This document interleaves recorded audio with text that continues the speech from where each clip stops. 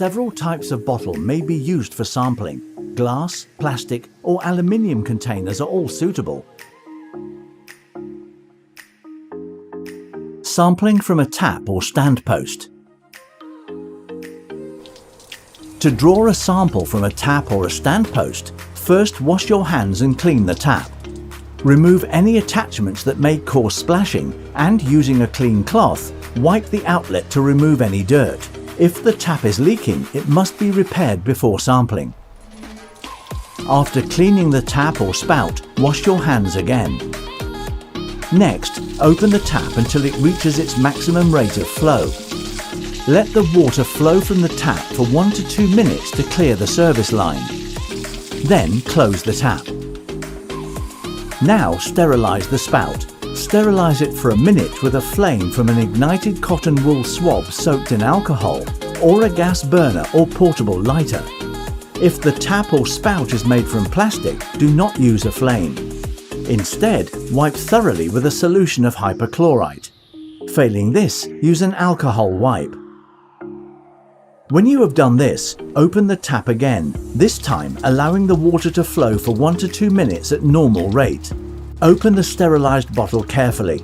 Untie the string fixing the protective paper to the cap and unscrew or remove the stopper, keeping your fingers on the paper or foil.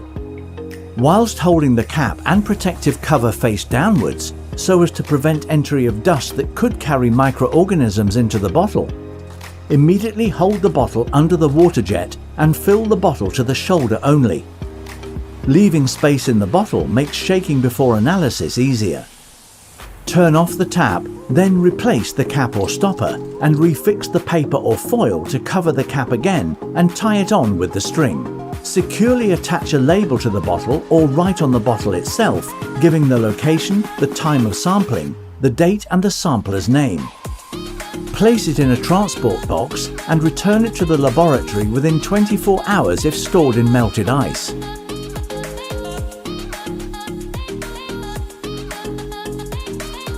Sampling from hand pumps and wells and boreholes fitted with a pump.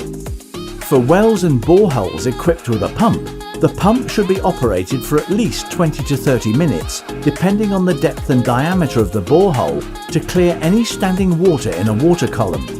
Clean the pump outlet thoroughly and, using the same process described earlier, sterilize for a minute with a flame, unless the spout is made from plastic, in which case wipe thoroughly with a solution of hypochlorite or an alcohol wipe if no hypochlorite solution is available.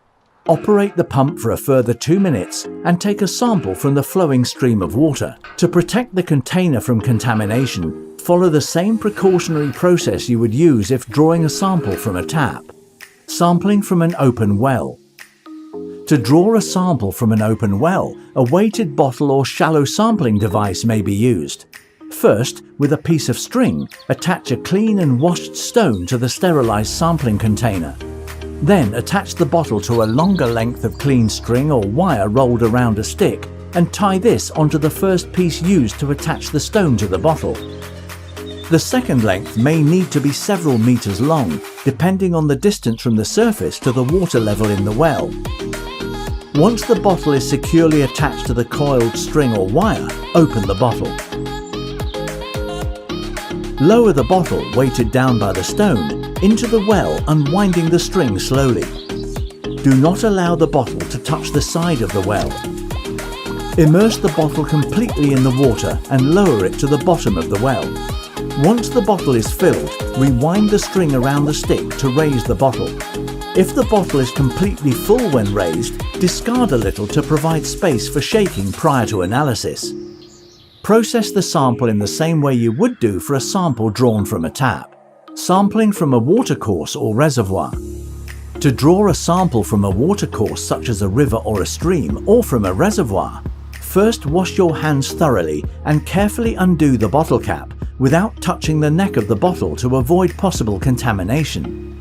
Holding the bottle by the base, submerge it to a depth of about 30 centimeters with the mouth facing slightly upwards.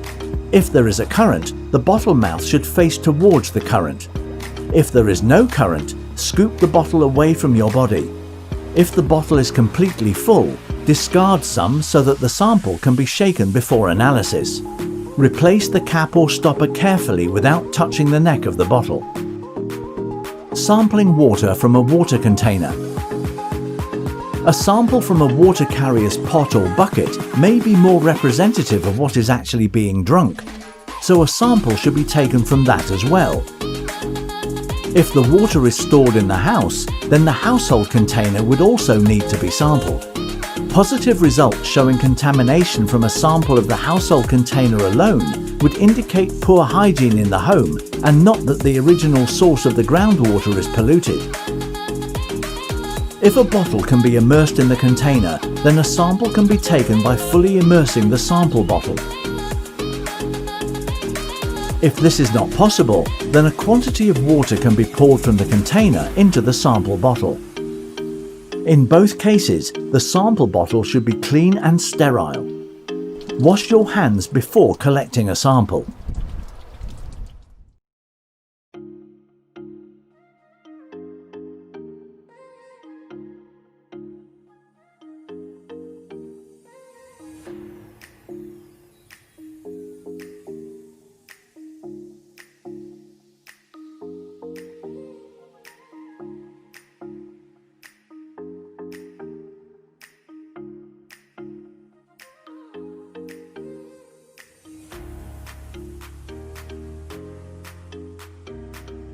Secara umum, pemantauan air tanah ini ditujukan untuk daerah yang pertama, daerah yang penduduknya menggunakan air tanah atau sumur untuk MCK dan air minum. Yang kedua, daerah pembuangan akhir sampah perkotaan. Yang ketiga, daerah pertanian intensif yang menggunakan pestisida kimia. Yang keempat, kawasan industri atau kawasan pertambangan. Yang kelima, wilayah pesisir, di mana terjadi penyusupan air laut atau yang dikenal dengan intrusi air laut. Berikut ini merupakan ilustrasi lokasi sumur pantau untuk mengetahui kualitas air tanah pada sekitar daerah TPA sampah perkotaan. Sampel diambil pada kedalaman 20 cm di bawah permukaan air dan atau 20 cm di atas dasar sumur. Dengan memperhatikan jangan sampai endapan dasar sumur atau sedimen tidak terambil. Yang kedua, untuk sumur bor yang menggunakan pompa tangan ataupun mesin, sampel diambil dari keran atau mulut pompa tempat keluarnya air. Jika lokasi pemantauan kualitas air tanah telah ditetapkan, berdasarkan tujuannya, sumur pantau yang digunakan harus diketahui titik koordinatnya dengan GPS. Hal ini untuk memudahkan identifikasi dan pemetaan yang benar.